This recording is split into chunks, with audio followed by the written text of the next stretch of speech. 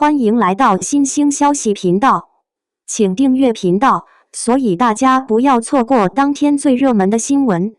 我们今天的时事通讯包括以下内容：一笑随歌结束，演技排名公布，李沁仅列第3，第1名稳如泰山。那部一直霸占爱奇艺热榜头名的古装爽剧，这次也圆满收官了。令人惊讶的是，演技最出众的居然不是被评为古装天花板的李沁，而是一位之前鲜有人知的年轻演员。《一笑随歌》里的复仇戏码撒得挺精彩，搞得观众们追得停不下来。剧里凤随歌的苦练，夏静言从暴君变温柔的转折，都成了大家热议的焦点。不过，这份让人觉得出乎意料的演技排名背后，又有哪些观众没留意的细节藏着呢？第5名，陈哲远。这部剧里，陈哲远饰演的凤随歌，绝对是剧情里举足轻重的角色。肃杀国的大皇子，人送外号少年战神，那可是顶尖的权臣啊，一手操盘，几乎把整部剧的大部分矛盾都拉到他的身上啦。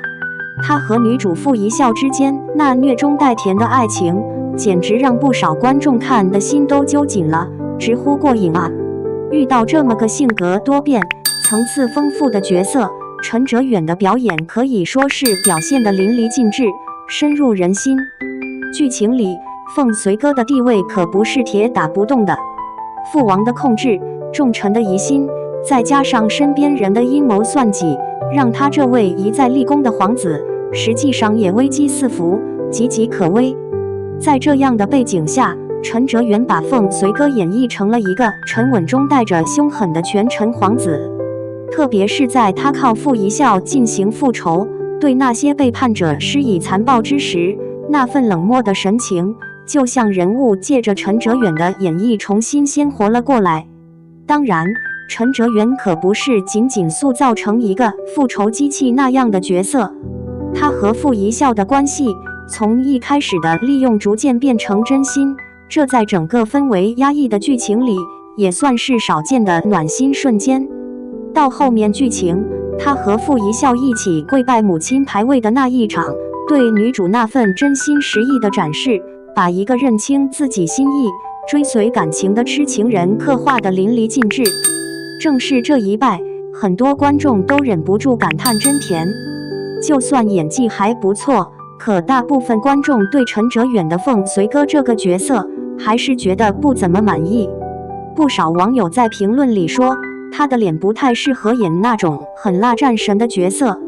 其实，这也是陈哲远目前遇到的一个难题，尤其是那惹人非议的嘟嘟脸，怎么看都不像一个历经战火的少年将军呀。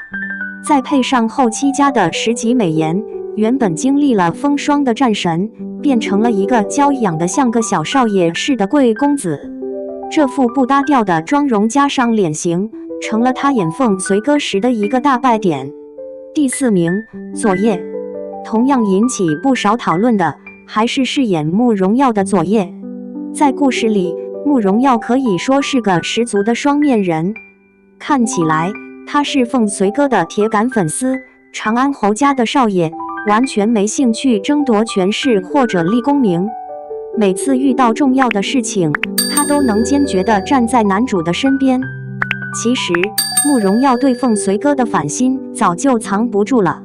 在男主注意不到的隐秘地方，慕容变身成孟俊然，早就开始在暗中布局自己的势力了。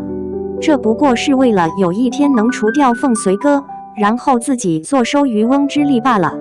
为了达到这个目的，他不怕牺牲，把重要的消息卖给了敌国，把男主惹得一头雾水，麻烦不断。等男主终于找到机会报仇时，慕容耀那一剑刺向对方的瞬间，简直把紧张感推到了极点，整场戏的气氛也瞬间升温。在这个紧要关头突然反水，不少观众都忍不住惊呼，真是太出乎意料了。就算是这样一个表里不一、两面三刀的角色，在佐烨的演绎下，却一点聪明都没露出来。在戏里，他那次张嘴瞪眼的动作，让这个表面上笑呵呵、暗地里心机重重的角色突然多了一份呆萌的感觉。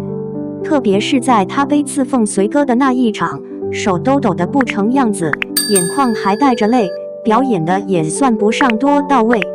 试想一下，一个既能泄露核心机密，又暗中养着美人，行事狠辣的表里比星世子，怎么可能会因为自己刺杀的对象还有那所谓的兄弟之情，就变得犹豫不决，心里惶恐不安呢？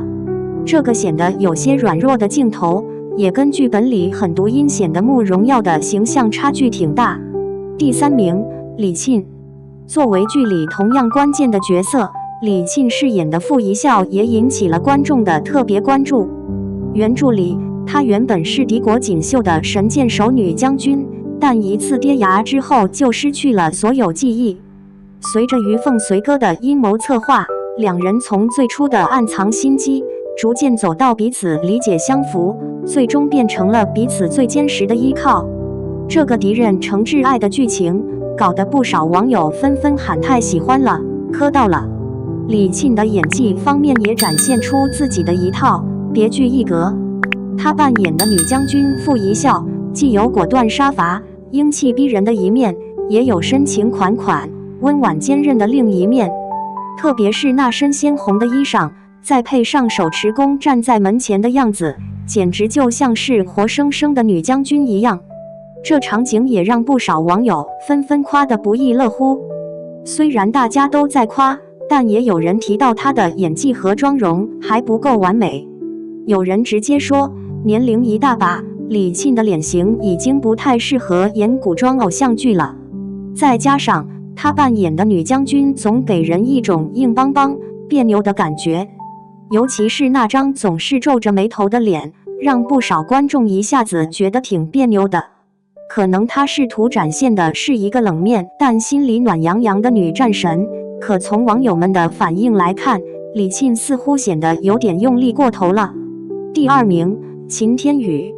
一笑随歌里，锦绣国也是神仙打架的好戏，在这当中，演技最厉害的非饰演锦绣暴君夏敬言的秦天宇莫属。特别是在故事刚开始的时候，秦天宇的演技真是没得挑剔，把一个性格多变、荒淫无能的一国之主演得活灵活现。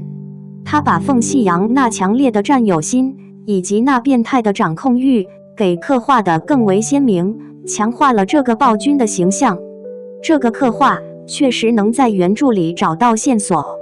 锦绣国的太后权势越来越大，导致他这个一国之主不过就是个随意敲打的橡皮章。因为被掌控的无力，又怕自己地位的敏感，导致他神经绷得很紧，这反倒让他的暴躁和懒散变得越来越明显。不过，随着凤夕阳的出现，夏敬言也慢慢开始改变了模样。而作为角色发展最为鲜明的那位，秦天宇也展现出了这样的成长轨迹。他把一个暴君在认清真爱之后，从荒淫放纵到深情专一的那份执着和拧巴表现得淋漓尽致。特别是在剧情的结尾阶段，快要不行的他用尽全部最后一丝力气，硬是要人保护凤夕阳，确保一生无忧。这场面看得不少网友都忍不住掉泪了。这角色的谢幕带来的感动，恰好也彰显了秦天宇本人的真正实力。第1名，夏梦。要提到整部剧里最让人印象深刻、觉得惊喜的演员，没有比夏梦饰演凤夕阳这角色的年轻演员更令人印象深刻的了。在故事里，凤夕阳的成长历程比夏敬言要丰富得多，甚至比傅、凤两人还要精彩。她在尚未远嫁之前，一直是宠爱有加的皇室公主。她原本以为嫁给了爱情，可等着她的却是夏家那2兄弟，一个比一个更疯狂的日子。一个是联姻的丈夫，可他对她毫无感情；他是敌国的王，他对此完全不搭理，而他却对他心怀不轨。更让人透不过气的是，他面对的那个婆婆，简直就是个极度喜欢掌控的女的。这朵花本是温室里的娇嫩花，差点就要在异国他乡的土地上凋谢了。就算是那样一片危险的土地，凤夕阳依然坚持不懈，慢慢开拓出了属于自己的天地。他原本对世事一窍不通，渐渐长成了成熟冷静的人，甚至把圣地下静言当作棋子，用意谋划。这份变化，多亏夏梦的努力塑造。在那么多精彩纷呈的国之争端中，夏梦将那个一生误会不断的女人演绎得淋漓尽致。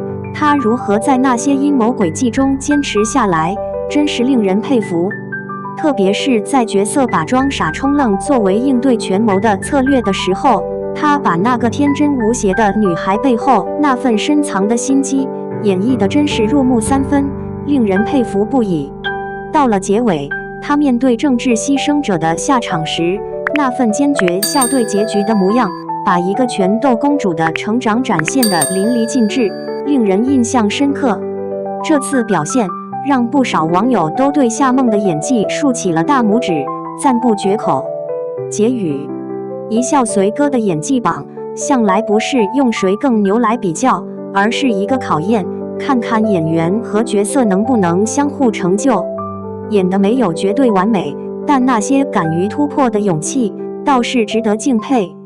有人在争议中摸索符合角色设定的路线，也有人在复杂人物中打磨细节，更有人用青春的灵动来撞开观众的偏见。这些在角色里摸爬滚打的演员，或许此刻心里满是遗憾，也许还引发一些争议。每次用心去塑造角色，都是在为将来的亮眼时刻打基础。毕竟，出色的演技可不只是终点，而是迎接下一次让观众眼前一亮的开端。